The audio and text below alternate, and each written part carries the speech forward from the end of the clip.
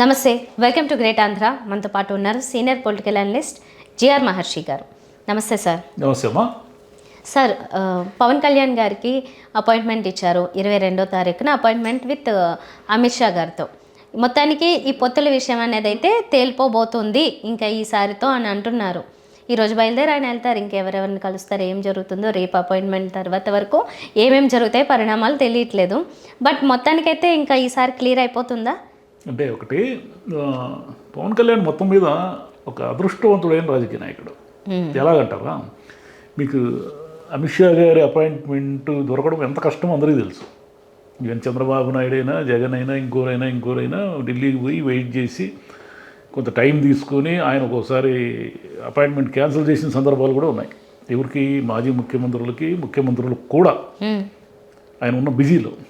పవన్ కళ్యాణ్ గారికి మాత్రం ఈజీగా దొరికిపోతుంది అపాయింట్మెంట్. ఈయనేమిటంటే ఈయన జీరో, ఒక్క సీటు కూడా లేదు. అసెంబ్లీ కానీ పార్లమెంటు కానీ జీరోలో ఉంటూ ఒక నాయకుడు గత 10 ఏళ్లుగా పార్టీని తికమకగా నడిపిస్తూ, కానీ ఎప్పుడైనా ఢిల్లీకి పోయి అమిత్ షా గారితో అపాయింట్మెంట్ తీసుకోగలిగిన పొజిషన్, అంటే ఎన్డీఏలో తాను ఒక భాగస్వామి అని చెప్పుకునే విధంగా ఉన్నారంటే ఓకే. ఈ రాజకీయాల్లో చాలా తక్కువ మందికి ఇలాంటి అదృష్టాలు పడతాయి. అలా ఒక లెక్కన లక్కీయెస్ట్ లీడర్ ఆయన. అంటే అంత కేంద్రంలో ఈయనకి ఏమీ పెద్దగా లేదని తెలిసి, మన తెలంగాణ ఎన్నికల్లో తెలిసినా వాళ్ళు ఈయన అట్లా దగ్గర పెట్టుకొని ఉన్నారు, అపాయింట్మెంట్లు ఇస్తున్నారంటే గ్రేట్. సరే, ఈరోజు ఏమిటంటే ఆయన భీమవరంలో ఉన్నారు. భీమవరంలో నాయకులందరితో కలుస్తున్నారు. యాక్చువల్గా ఆయన భీమవరం నుంచే పోటీ చేస్తారు అనే క్లారిటీ దాదాపుగా ఈరోజు వచ్చేసినట్టే. ఎందుకంటే ఆయన ఈరోజు భీమవరం నుంచి టికెట్ ఆశిస్తున్న టీడీపీ నాయకుడు రామాంజనేయులు అని ఆయన్ని వెళ్ళి కలుస్తున్నారు సాయంత్రంలోగా. కలిసి ఈవినింగ్ కల్లా ఢిల్లీ వెళ్ళి రేపు అమిత్ షా గారిని కలుస్తారు. ఓకే, సరే, అమిత్ షా గారు ఎందుకు పిలిపించారు? అసలు పొత్తులు అంటే చంద్రబాబు నాయుడు, పవన్ కళ్యాణ్ ఇద్దరిని పిలిపించి ఉంటే అదో లెక్క. వీళ్ళిద్దరిని కూర్చోబెట్టి బీజేపీ ఏదో ఎక్కడో ఒక చోట కట్ ఆఫ్ చేస్తుంది, సమన్వయం కుదురుస్తుంది, ముగ్గురు కలిసి ఏదో మాడుకుంటారంటే మనం అదో లెక్కగా ఉంటుంది. చంద్రబాబు గారితో మొన్న మాట్లాడారు. ఏం మాట్లాడారు? ఈయన బయట పెట్టలేదు, ఆయన బయట పెట్టలేదు. జనరల్గా ఏమన్నారంటే ఆశాజనకంగా ఉన్నాయి పొత్తులు అన్నట్టు కొన్ని పత్రికల్లో రాశారు. అమిత్ షాని ఈయన్ని పిలిపించినట్టుగా అని రాశారు. మనకు వచ్చిన కొన్ని వార్తలు ఏమిటంటే అమిత్ షా ఏదో పవర్ షేరింగ్ అని గట్టిగా 60-70 సీట్లు కావాలని మొత్తం జనసేన బీజేపీ కలిపి ఇలా ఏదో ఒక కొరకరాని డిమాండ్ ఒకటి పెడితే ఈయన దాని నుంచి ఎలా దాన్ని షూట్అవుట్ చేయాలో తెలియక మౌనంగా ఉన్నారు. అంటే మామూలుగా చంద్రబాబు నాయుడు గారికి నిజంగా అంత ఆశాజనకంగా ఉంటే వెంటనే ఆయన ప్రెస్ మీట్ పెట్టి అమిత్ షా గారు ఇలా అన్నారు, అలా అన్నారు అని ఏదో చెప్పుండేవాళ్ళు. ఏమీ చెప్పలేదు. అమిత్ షా గారు మాత్రం మాకు కొత్త భాగస్వాములు వస్తారు, మేము పొత్తులోకి వెళతాము అన్నట్టుగా మొన్న మాట్లాడారు. కాబట్టి ఆయన ఏదో తెలుగుదేశం పట్ల ఏదో కొంచెం ఉన్నారు అనేది మనకు అర్థం అవుతుంది. ఇప్పుడు ఏమిటంటే పవన్ కళ్యాణ్ గారిని పిలిపించారు. నిజానికి పవన్ కళ్యాణ్ గారిని పిలిపించి చర్చలు చేయాల్సినంత విషయాలు ఏమీ లేవడ. ఊరికే ఈయనకు ఒక వెయిట్ అంతే. అమిత్ షా గారు అపాయింట్మెంట్ ఇచ్చారు పవన్ కళ్యాణ్కి అంటే కొంచెం బీజేపీలో ఈయనకి ఏదో ఒక రేంజ్ పలుకుబడి ఉంది అని పిక్చర్ ఇవ్వడానికి. వెయిటేజ్ అంటే మనకి చూసిన వాళ్ళకి ఆ వెయిటేజ్ ఇవ్వడం ఓకే. అమిత్ షా గారికి ఏం అవసరం? అమిత్ షా గారికి ఏమి అవసరము అంటే చంద్రబాబు గారి మెడలు వంచి బేరసారాలు క్లియర్ చేయడం.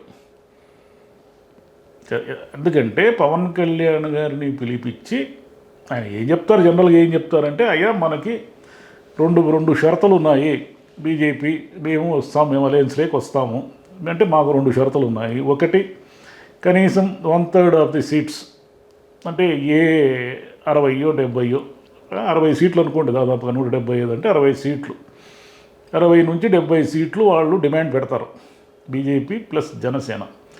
పెడితే చంద్రబాబు నాయుడు గారికి అది ఇబ్బంది. అన్ని సీట్లను ఆయన అలాట్ చేయలేడు.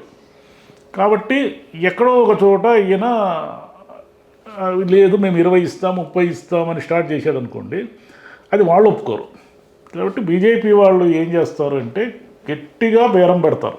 పవన్ కళ్యాణ్ని ముందుకు పెట్టి, పవన్ కళ్యాణ్ గారిని ముందుకు తోసి, మనం ఇది మన షేరు, ఒకటి రేపు పవర్లోకి వస్తే ఆయన కొంతకాలం ముఖ్యమంత్రి, ఏదో ఒక 3 ఏళ్ళు చంద్రబాబు గారు ముఖ్యమంత్రి, పవన్ కళ్యాణ్ 2 ఏళ్ళు ముఖ్యమంత్రి అనే షరతు ఒకటి పెట్టాలని ఆలోచన.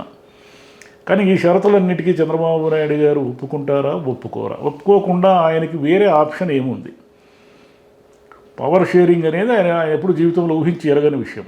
ఎందుకంటే అంతవరకు వచ్చిన భాగస్వాములు ఎవరు లేరు ఆయనకి. అంటే ఇవన్నీ పవర్ డిమాండ్ చేసే అంత భాగస్వాములు లేరు. ఎందుకంటే మహా గవర్నమెంట్ ఏర్పడితే ఒకటి రెండు మంత్రి పదవులు ఇచ్చే అవకాశం ఉండింది గతంలో కూడా బీజేపీకి ఒకటేమి ఇచ్చాడు ఆయన. అంతే తప్ప పూర్తిగా పవర్ షేరింగ్కి వచ్చిన వాళ్ళు ఎవరు లేరు. వామపక్షాలతో పొత్తు పెట్టుకున్నప్పుడు కూడా వాళ్ళ మానాన వాళ్ళు ఉన్నారే తప్ప వాళ్ళేం వచ్చి మాకు 4 మంత్రి పదవులు 3 మంత్రి పదవులు అని అడిగింది ఏమీ లేదు. కాబట్టి ఇది ఈయనకి మింగుడు పడని వ్యవహారం. ఇప్పుడు పవన్ కళ్యాణ్ గారిని ఇలా పిలిపించడం వల్ల ఏమిటంటే జనసేన నాయకులకి కొత్త ఉత్సాహాన్ని ఇచ్చిన వాళ్ళు అవుతారు. చూసారా, మా నాయకుడిని ఢిల్లీ పెద్దలే అమిత్ షాని పిలిపించి మాడుతున్నాడు అంటే మనకు బయట మామూలుగా లేదు ఢిల్లీలో అని ఒక కొత్త ఉత్సాహం వస్తుంది కదా. ఇప్పుడు ఎన్నికలు ఇక వచ్చేసినాయి. మార్చిలో నోటిఫికేషన్ 9వ తేదీ అనేది ఒక పీలర్ వదిలేరు. 9 కాకపోతే 10 కాకపోతే 12 ఏదో ఒక 2-3 రోజుల్లో వచ్చేస్తుంది అది, అంటే మార్చిలో. అదేవిధంగా ఏప్రిల్ ఎండ్కి లేదా మే నాటికి ఎన్ని విడతలు ఎన్నికలు వస్తాయో తెలియదు. ఎందుకంటే లోక్సభ కలిసి ఉంది కాబట్టి మన రాష్ట్రంలో ఒక 2 విడతలు 3 విడతలు ఎన్నికలు జరగచ్చు, లేదా ఒకే విడత కూడా జరగచ్చు. కాబట్టి ఇంక దగ్గరికి వచ్చేసింది. కాబట్టి ఇప్పుడు పవన్ కళ్యాణ్ గారిని ముందు పెట్టుకొని బీజేపీ తన గేమ్ ఆడడం స్టార్ట్ చేసింది. దీనికి ఈ షరతులన్నిటికీ ఒప్పుకోవడం తప్ప చంద్రబాబు గారికి ఇంక వేరే ఆప్షన్ లేదు. అంటే వాళ్ళు 70 సీట్లు అడిగితే ఈయన ఎక్కడో 50 దగ్గర తెంచాల్సిందే కానీ లేదు మీకు 10 ఇస్తాం మీకు 5 ఇస్తాం అనే పరిస్థితి లేదు. కాబట్టి ఎలాగో గుమ్మం వరకు వచ్చాడు కాబట్టి చంద్రబాబు గారు అమిత్ షా గారు పవన్ కళ్యాణ్ గారు ఇద్దరు కలిసి రేపు జరగబోయే చర్చల్లో ఈయన బిగిస్తారు. పవన్ కళ్యాణ్ గారు కొంత ప్రో చంద్రబాబే, నో డౌట్. చంద్రబాబుకు కొంత అనుకూలంగా ఉండి ఆయన ఎలా చెప్తే అలా చేద్దామనే మూడైతే ఉంది. ఆయన చెప్పినట్టు ఆడడానికి నువ్వు మాతో ఎందుకు అలయన్సు, నువ్వెందుకు ఇంక ఎన్డీఏలో మాకేం అవసరం నీతో, మేము చెప్పినట్టు విను అని అమిత్ షా గారు అంటే రేపు పవన్ కళ్యాణ్ కూడా ఆప్షన్ లేదు. ఢిల్లీ వాళ్ళ మాట వినడం తప్ప ఆప్షన్ లేదు. ఈ మొత్తం గేమ్లో మనకు ఆశ్చర్యం కలిగిస్తున్న విషయం ఏమిటంటే ఒక్క సీటు కూడా అసెంబ్లీ కానీ పార్లమెంటు కానీ గెలవలేనటువంటి బలహీనంగా ఉన్న బీజేపీ పార్టీ ఆంధ్రప్రదేశ్లో రేపు జరగబోయే ఎన్నికల్లో ఒక కింగ్ మేకర్ లాంటి ఒక రోలు లేదా కీలకమైన పాత్రని పోషించడానికి సిద్ధంగా ఉంది. ఇది ఒక తమాషా వాతావరణం. గతంలో ఎప్పుడు కూడా మనం చూడనటువంటి విచిత్రమైన విషయం ఇది. ఓకే సార్, ఈ సీట్ల విషయం ఓకే, మరి సీఎం షేరింగ్ అది ఎలా ఉంటుంది? అంటే కొన్నాళ్ళైనా ఆయన సీఎం చేయకపోతే కాపులు ఎందుకు ఓట్లేస్తారు? చంద్రబాబు గారు ఒప్పుకోరు, ఆయన అధికారాన్ని పంచుకోవడానికి సిద్ధంగా ఉండరు. మనకు గతానుభవాలు చాలా ఉన్నాయి. అది గత సార్, అప్పుడు ఉన్న సిచ్యువేషన్స్ వేరు, కానీ ఇప్పుడు చాలా టఫ్ ఫైట్ ఉంది. అందుకే ఇంత 2-3 కలుపుకుని వెళ్తున్నారు. పవన్ కళ్యాణ్ ముఖ్యమంత్రి అని ఒక ఏడాదో లాస్ట్ 2 years ఏడాదో 2 ఏళ్ళు ముఖ్యమంత్రి అని ప్రకటించారు అనుకోండి. అప్పుడు కాపులందరూ ఓట్లు వేస్తారని కూడా అనుకుందాం. కానీ ఈయన పరిస్థితి ఏమిటి? ఈయన ఎలా గవర్నమెంట్ని మెయింటైన్ చేస్తాడు? ఒకవైపు జనసేన అనేది రెచ్చిపోతుంది కదా, భవిష్యత్ ముఖ్యమంత్రి మావాడే, ఇంకా మేము ఎట్లా చెప్తే అటు వినాలని ప్రభుత్వాన్ని విపరీతంగా ఆడించడం మొదలు పెడుతుంది. ఎలాగ చక్రం తిప్పేది చంద్రబాబు గారే అయినా చంద్రబాబుకి ఆ చిన్న చక్రం ఎవరు తిప్పినా కూడా ఒప్పుకోడైనా. పవన్ కళ్యాణ్ గారు ఎలాగో చెప్పిన మాట పవన్ కళ్యాణ్కి ఈ రోజు యాజ్ ఆన్ టుడే ఒక్క సీటు కూడా గెలుచుకునే అవకాశం లేదు కదా. అంటే ఒకవేళ అలయన్సే లేదనుకుందాం, సరే ఓట్లు చీలిపోయి మళ్ళీ వైసీపీ గెలుస్తుందని కూడా అనుకుందాం. కానీ పవన్ కళ్యాణ్కి యాజ్ ఇట్ ఈజ్గా ఈరోజు ఒకవేళ ఇండిపెండెంట్గా పోటీ చేస్తే ఎంత బలం ఉంది ఆయనకి? ఒకవేళ 3 సీట్లు 4 సీట్లు తెచ్చుకుంటారా, 5 సీట్లు తెచ్చుకుంటారా? కాబట్టి పవన్ కళ్యాణ్ గారికి బలము లేదనే విషయం చంద్రబాబు నాయుడుకి తెలుసు. అంటే అతను వ్యక్తిగతంగా పోటీ చేసి గత ఎన్నికల్లో ఎలా ఓడిపోయాడు అనే క్లారిటీ ఉంది. కానీ ఈసారి ఆయన గనక వేరు కుంపటి పెట్టుకుంటే మొత్తంగా అందరూ మునిగిపోతామనే భయం కూడా ఉంది. కాబట్టి పవన్ కళ్యాణ్ గారిని ఎట్టి పరిస్థితుల్లోనూ అలయన్స్లోనే ఉంచుకుంటారు. ఇప్పుడేమిటంటే బాల్ తీసుకుపోయి బీజేపీ కోర్టులో వేశారు. బీజేపీ వాళ్ళు అటు అమిత్ షా ఇటు మోదీ ఫుట్బాల్ ఆడినారు అనుకోండి, ఇద్దరిని ఏం చేస్తారో తెలియదు. కాబట్టి చంద్రబాబుకు ఒక సంకట స్థితి తెచ్చుకున్నాడు చంద్రబాబు. చూద్దాం సార్, మరి రేపైనా అది అమిత్ షా గారితో మీటింగ్ అయిపోయిన తర్వాత వచ్చి ఏదైనా ఒక ప్రెస్ మీట్ పెట్టి ఇది జరిగింది, ఇంతవరకు జరిగింది అని ఒక చిన్న క్లారిటీ అన్నీ ఇస్తారో ఇంక ఇలాగే నడిపిస్తారు ఇంకొన్నాళ్ళు? అది తెలియదు. అంటే పవన్ కళ్యాణ్ గారు వచ్చి ప్రెస్ మీట్ పెట్టి అమిత్ షా గారు ఈ రకంగా మాట్లాడారు, నేను దీనికి ఒప్పుకున్నాను అనేది చెప్పరు.